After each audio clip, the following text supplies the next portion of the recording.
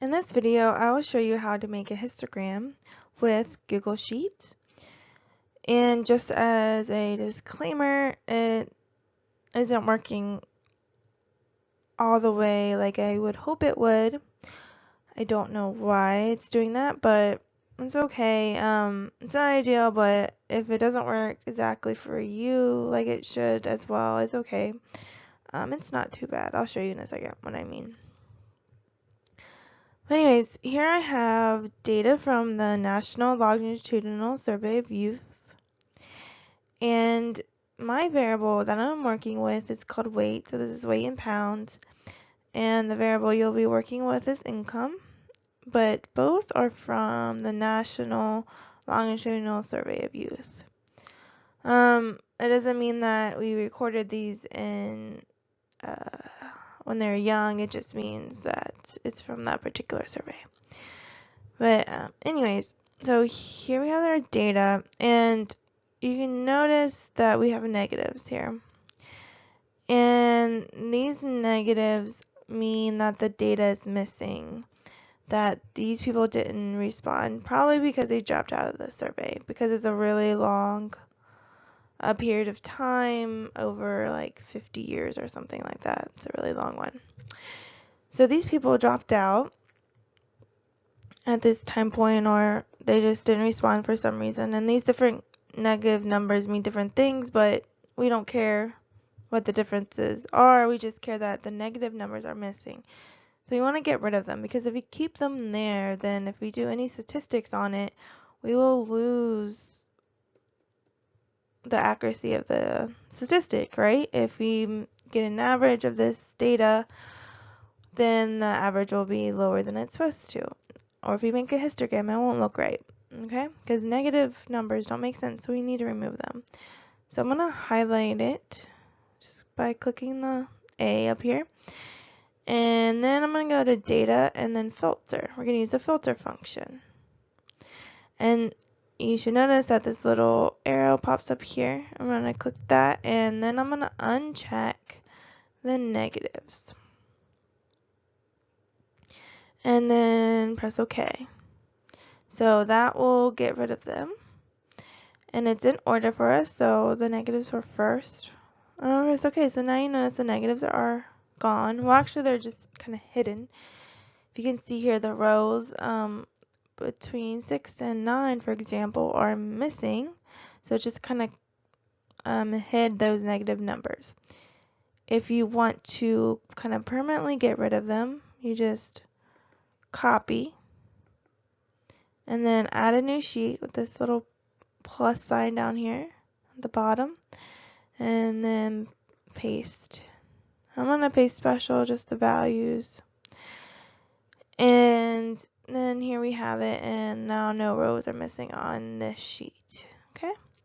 And to make a histogram, it's actually pretty easy, but like I said, it didn't really work all the way how I wanted it to, but it's okay, we still get the shape of the histogram. So we're going to highlight the data we want to work with and click that insert chart. And basically that's it. It already knows I want to do a histogram. You want to make sure it says histogram and not the bar chart. Like, don't do this because it looks funny, right? These are bar charts. Make sure it says histogram. Okay? And what I don't like about it is, for some reason, it's not telling you the vertical axis. It's not labeling it for you. I don't know why. It does show you the frequencies if you scroll over the bars. You can also customize it. One thing you can do, there's a lot of things you can do, but one thing you can do is you can go to where it says bin size. So I think, I'm not sure what the bins are right now, but say we want to have the width of the bars be a certain length. And so say we want to know the frequencies between 0 to 50, then 50 to 100, 100 to 150, and so on. So we want to go by 50s. So that means we want the bucket size to be 50. And I'm picking 50 because that's about the standard deviation of the weight. And I found that from running descriptive statistics earlier. So if we do 50 and press enter, oh, you see that, okay, now we have larger bars, and width, their widths are bigger, but we have not as many. Maybe that's too big. Maybe you only want to do 30. That looks pretty good. 20, see what 20 looks like. That looks pretty good.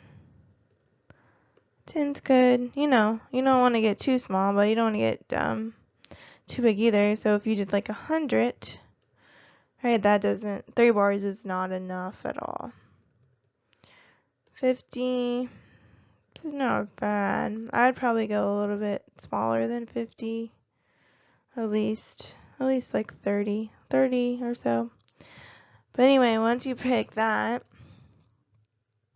then you press insert. Now the bucket size will be different depending on what variable you have. So if you've income, you got to kind of think of what a good bucket size would be. And you can find the standard deviation. That will be a good starting point. And then you can adjust from there. Or you can just pick what it automatically did for you. Okay?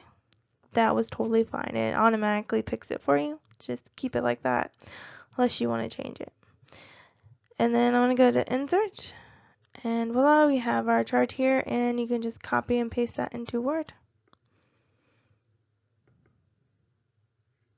And you can do that by this little arrow here and push copy chart. And then you can go into Word and paste it.